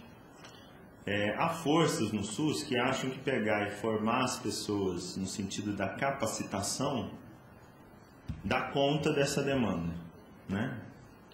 Quem já trabalhou num serviço de urgência e emergência sabe que isso não é verdade.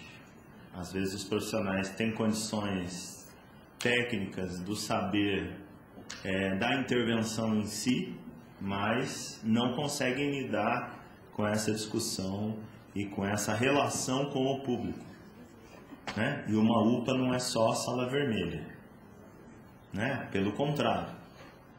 Então, acho que o grande desafio é exatamente isso que o senhor falou, senhor Geraldo. Como preparar a rede, como preparar os profissionais.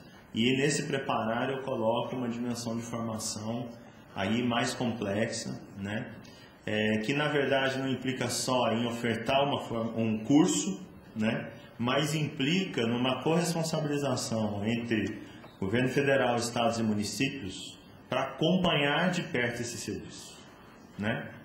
Porque senão vira o que é o tradicional, é a queixa-conduta e a tocação de ficha na porta do serviço, né?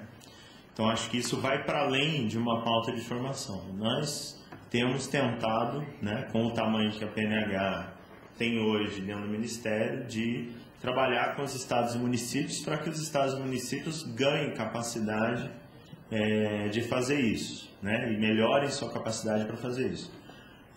Agora, a PNH é uma das questões, né? Nós temos outras questões do ponto de vista técnico, político, que precisam ser agregadas, ou seja, para uma emergência funcionar, nós precisamos, na verdade, desfragmentar as políticas de formação, de gestão do trabalho, de monitoramento e avaliação, né? E aí especificamente as questões técnicas para que o serviço então tenha condições de chegar ao seu potencial máximo de melhoria da qualidade, né? Agora, também eu acho que para a gente vencer o autoritarismo, nós vamos precisar, nas instituições, como o Dário coloca, né? Nós vamos precisar pensar como a gente recoloca a discussão do trabalho, né? O trabalho virou uma coisa que é antítese da vida, né? Virou sinônimo de emprego na nossa sociabilidade, né? As pessoas não consideram mais o trabalho como uma forma de se produzir como sujeito. Consideram o trabalho na dimensão do emprego. Aí não tem solução mesmo, né? Aí fica difícil de engajar desejo em algo que eu faço para poder viver em outro lugar, né? Então essa separação do trabalho e da vida e essa objetivação do que é o trabalho numa noção de um vínculo empregatício, né, empobrece a vida, empobrece a sociabilidade. E no campo da saúde isso destrói qualquer condição, né, de expressão de uma vida produtiva no trabalho. Que este trabalho é, sobretudo, relação social, né? Então, nesse caminho, eu acho que essa coisa da mídia negativa, né, que foi falado aqui, eu acho que os dirigentes no país têm tratado a mídia negativa, né, de maneira reativa. Ou seja, como que a gente evita a mídia negativa, né? Que a mídia negativa, ela traz não só os problemas, né? Muitas vezes ela traz à mostra a dificuldade de um investimento afetivo e coerente, né, com o próprio SUS, né? Então, muitas vezes, uma ação reativa com a mídia negativa é a constatação, né, que o dirigente ou o trabalhador não acredita, né, que pode ser diferente, né? Então fica uma coisa de evitar a mídia negativa. Eu acho que a gente tem que trabalhar numa linha desejante, uma linha de produção de vida. Nós vamos produzir uma pauta positiva, né? Vamos produzir uma pauta coerente com as produções que a gente vê no território. Elas, como a Carminha colocou, têm problemas e têm produções muito interessantes, né? E aí eu acho que é muito importante essa questão de dar espaço para uma possibilidade de engajamento, mesmo que ela seja num espaço contraditório, sem condições efetivas, né, concretas, estruturais, né, mas que ela possa engatar uma produção de vida. Se engatar uma produção de vida, aí há a possibilidade de construir democracia e de vencer os espaços autoritários, né? Então, porque aí não se conta a hora, aí não se conta trabalho, né? Embora tudo isso seja questão que constitui a possibilidade, né? Que constitui também, reforça, potencializa o engajamento, né? Então, do mesmo jeito que a gente enfrenta a precarização, né, e com muita dificuldade, do mesmo jeito que a gente enfrenta a necessidade de formação, do mesmo jeito que a gente enfrenta a dificuldade no atendimento, nós precisamos enfrentar a necessidade de reengajar o trabalho em saúde com a vida. E isso só é possível na nossa sociabilidade se for feito junto com o usuário e com o trabalhador, né, e com o gestor. Se não for feito junto, isso se esgota logo em seguida, né? Então, quando a gente abre uma janela para dizer, olha, a gente está fazendo o melhor que podemos, né? Cada um de nós. Mas quando a gente junta, a gente consegue superar o que cada um de nós pode, né? E aí constitui-se uma força de coletivo, aí isso pode ganhar visibilidade pública, né? Ou tem mais potencial de ganhar visibilidade. E eu acho que as experiências que estão aqui hoje, elas estão não só porque são boas experiências, mas porque elas ativaram algo que é para além de uma pessoa, que é para além de um autor, né? Que até a questão da autoria vira um problema. É para além de uma boa experiência. Ela é uma produção de um engajamento com o SUS, com a vida, com a saúde e com o tipo de sociabilidade que a sociedade brasileira está disputando. E com muita violência. E com muita violência, né? Porque nós não temos mais aquela violência institucionalizada política da ditadura, mas nós temos a violência instalada contra as populações, né, que não concentram poder nesse país. Nós temos a violência institucional instalada nas relações de trabalho, como já foi colocado aqui várias vezes, né? Então a ditadura, nesse caso, continua. O autoritarismo continua, né? E para vencer isso, nós vamos ter que decidir que sociedade a gente quer. E eu acho que a política de humanização vem tentando trabalhar num certo sentido, que aí cada um de nós que está aqui precisa ver se é por aí mesmo ou não, né? Por isso a gente está sempre se colocando à prova e sempre se jogando no território para ver o que dá, para ver se o que a gente prega, né? Se aquilo que a gente fala, se os dispositivos que a gente diz que são potentes, são mesmo potentes. Porque se não forem, não valem de nada. Não são dispositivos, né? Então é isso. Eu acho que a gente precisa ir almoçar, né? Para a gente continuar a programação à tarde. Ainda tem muita coisa. Eu queria agradecer muito esse espaço, a paciência e o engajamento de todos nessa discussão. Obrigado.